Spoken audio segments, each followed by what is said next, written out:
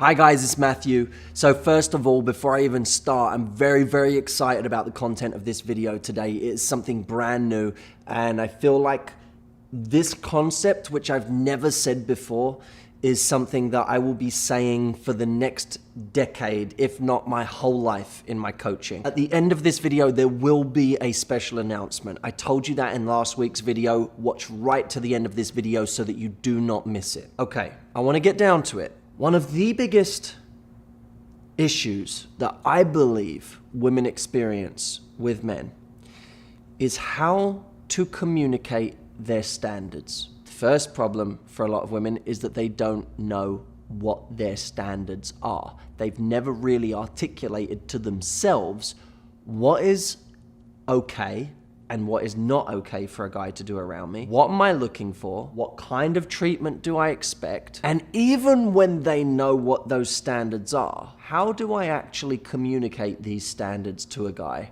in a way that doesn't make me seem like a nag, too stubborn, high maintenance? Am I gonna come across as aggressive? Of course, people also have that fear of confrontation. I might not like what he just did, but I don't want to confront him because I don't want to create friction or awkwardness. Many people won't admit this out loud, but it's the reality. Communicating standards can be a very difficult thing. The sad part is that communicating your standards is one of the most attractive things you can do. If you know how to do that, you will get a guy attracted on a completely different level than other women can. So if you're avoiding communicating your standards, if your tendency is just to be passive, to hide the way you feel, or just to put your guard up and distance yourself from a guy so that he can't hurt you, but at the same time, he never really understands, you're missing out on a really amazing opportunity to influence guys and create attraction. So how do you communicate your standard to a guy? Let's say a guy at the end of a first date says, "Do you want to come home with me?" However he says it. Guys each have their own special way of saying this. How do you deal with this question in a way that articulates your standard but doesn't create unnecessary friction or make things awkward between you? I've thought about two types of women that get this wrong. One type of woman who gets it wrong is the woman who is overly aggressive. She's the one who, when he says it, she says, "Are you kidding me? You think I would come back to your house after one date?" That's the woman that creates confrontation, bruises his ego, and makes him feel like he doesn't want to take any chances with her again. Then there's the woman who's kind of a little too sweet. She's too passive. Now, she may go one of two directions. She might say to him, she might make excuses and say, "You know what, I have so much work to do in the morning, I have to get up early, so I can't, but hopefully I'll see you later this week." So he never really knows that it was too fast-paced for her. All he knows is she made an excuse. Whether it was legitimate or not, he doesn't know, but he doesn't know what her standard is. The other type of sweet person or passive person goes home with him, even though it's not her pace to go home with someone that quickly. She does it because she doesn't want to create confrontation and she doesn't want to make things awkward, and she likes him, so she thinks, "I do like him and I do want to be close to him." So she goes back to his apartment. Maybe she has sex with him, maybe she doesn't, but she gets taken into a situation that she doesn't really want to be in. So neither of these work very effectively. One communicates standards, but doesn't create any excitement for the guy. The aggressive woman, she shows her standard, but she doesn't necessarily get like excitement and continue the tension in a good way. She creates bad tension. And the woman who's too sweet, she doesn't create any sense of respect. Now, there's a concept in the food industry. When they're manufacturing food, they're looking for the optimal ratio of salt and sweet that stops you from being satiated, that stops you from being full, that keeps you wanting more, to the point where in food is what makes you overeat, right? Because you eat something and it's got that exact right level, which they have measured, they know. It's got that exact right level, and then you go, "I want another one. just one more. I want another one. I want another one. I want another one. And you keep eating and you don't lose your appetite because it's the optimal level. It's called the bliss point. The bliss point applies perfectly to communication with men. We are always looking for the bliss point in communication. What is the optimal level of salty and sweet when you communicate your standard? In our example before, the woman who was overly aggressive, a little too salty, right? Didn't create any excitement, didn't create any more desire, just created tension in a bad way, not the good tension. The one who was too sweet didn't show any standards. She wasn't salty enough. So now she just, at the end of it, he's going to get bored with her because she doesn't have standards, it seems, and he doesn't end up respecting her, and that means he gets less attracted. There is a woman who in this situation achieves the bliss point. She's the woman who says to the guy, you know what, there's a part of me that would love to, because you're super attractive, but it's not my style to move that quickly. I don't move that fast. But if you want to take me out later this week or next week, I'd love that.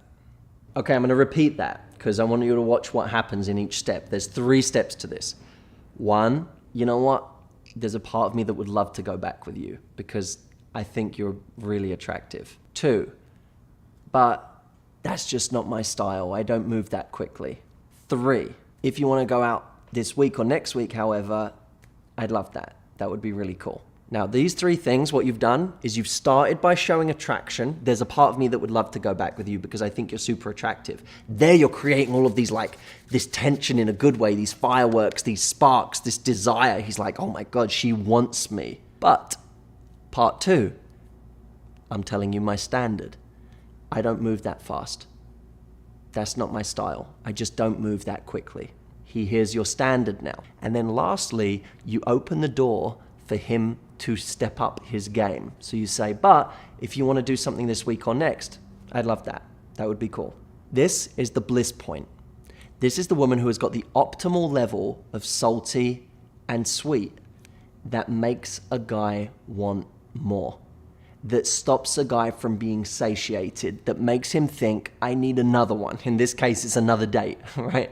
I need to see her again because she achieved the bliss point. I'm not gonna lie, when I was sitting there and this thing clicked for me, this idea of the bliss point, it might be one of the most exciting concepts that I've come across and thought about for attraction and human dynamics in general in a very, very long time. So my question to you is, firstly, did you find that example useful?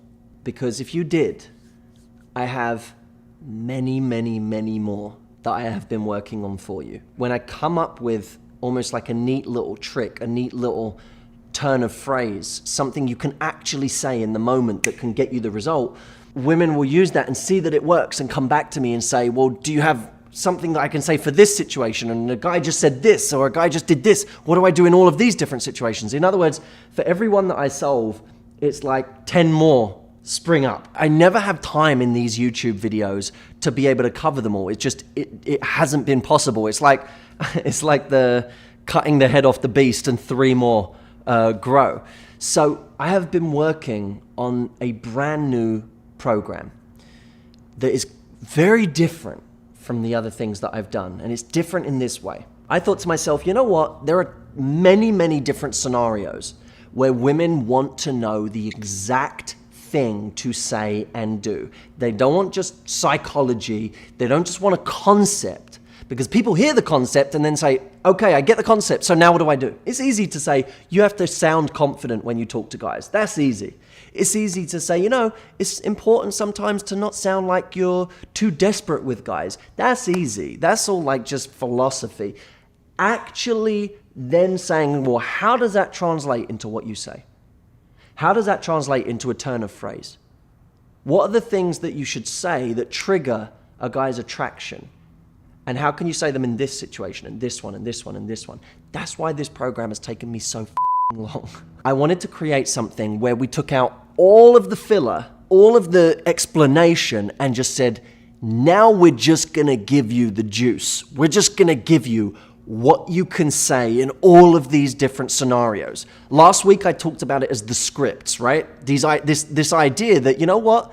There are certain scripts in dating and in relationships that just get the result. I feel confident that this is the most valuable program I've ever created. I will go as far as to say that the Get the Guy book pales in comparison to what I have created here that I am about to announce on Thursday. And I don't say that lightly because I'm proud of that book. It's my baby. I put my heart and soul into it when we did it. It was a New York Times bestseller, over 800 reviews on Amazon. It's 4.5 stars in Amazon. I think it has 80% 5-star reviews. And I know that people who read the Get the Guy book, the most common comment was this: I love the book.